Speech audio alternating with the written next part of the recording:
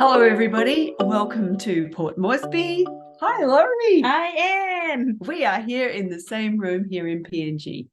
Welcome to session 4. Wow, already. So next week we have a HIV workshop.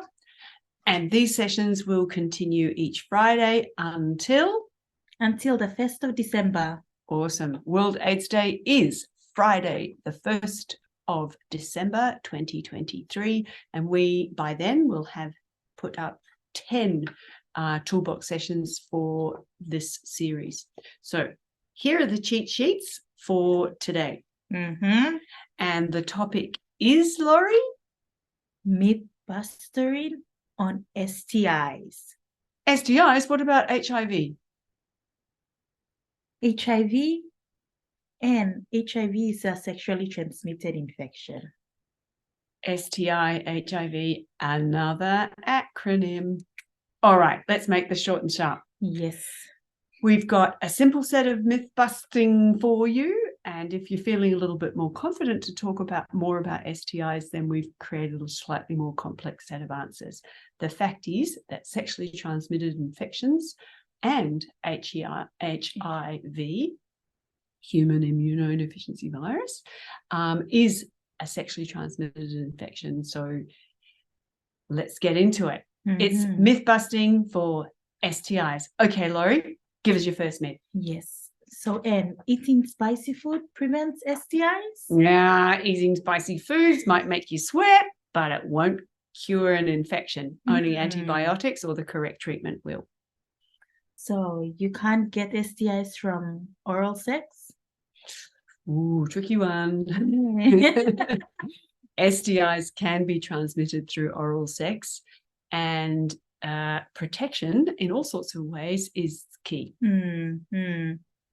So if you shower right after sex, you won't get an STI? That might be true for you, Laurie, but you'll be the only one. I'm afraid to say STIs don't wash off with soap. Oh, okay. Oh, that's one to remember. Condoms are better. Yeah. Before the soap. Yeah.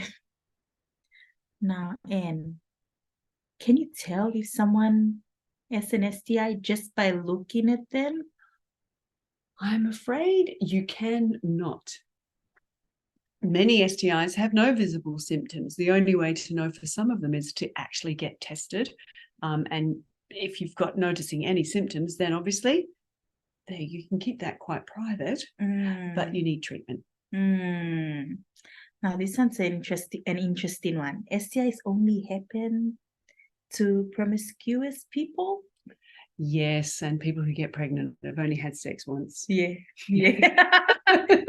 It was the first time. Always happens at the first time. Fact is, STIs can affect anybody, and it doesn't matter what we label people. They're all equally possibly able to be infected with an STI. Okay. If they're having sex. Okay. Now, this makes sense.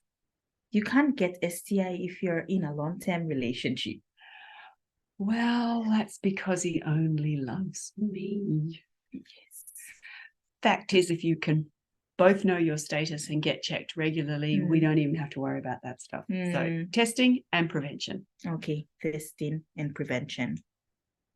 Now, herbs can cure STIs?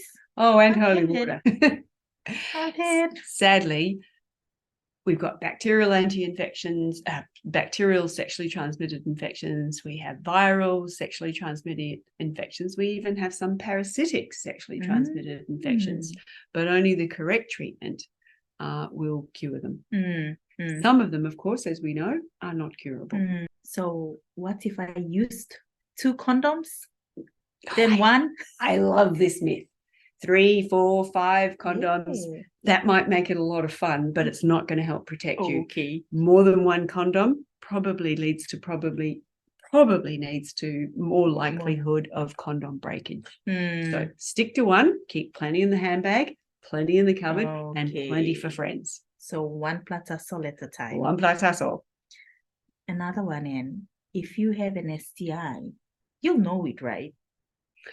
Well, this is a little bit tricky, Laurie, because STIs may be really symptomless altogether until you find out that you're having difficulty getting pregnant when you plan to have a child.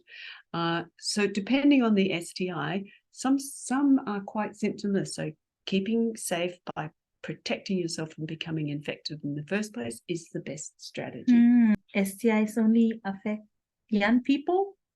That's right. Old people do not have sex, and no one over the age of 27 is ever going to have sex again. Oh, wow. As we well know, people have sex well into older age. So ageism, sexism, it's all gone when it comes to talking about STIs and HIV. So fortunately, old people can also get STIs. It's not a young thing. Any more on that one? Yes. No, let's move on. Move on. So the last one. If you have an STI, you can't have a healthy relationship. This is really complex, Laurie. Sexual relationships are all about being open, being honest, knowing your HIV status, talking about risks to your friends, to your lovers. All of those sorts of things make for healthy relationships if they're open and honest and well discussed. And if you have an infection, then prevention, treatment, all of these things are part of a healthy relationship. I think that's just about it for today. You can actually do more complex myth busting if you download any of our resources from the website. This was our simple cheat sheet that we used today. Download session 4, session 3 last week about vertical transmission. We had some great reviews on that. Thank you very much for those who let us know that you had watched it. Next week, we'll see people live in person at the Gateway Hotel. Thank you, Coral Seas. Thank you, Laurie. It's great to be back in Port Moresby. See you next week. Bye.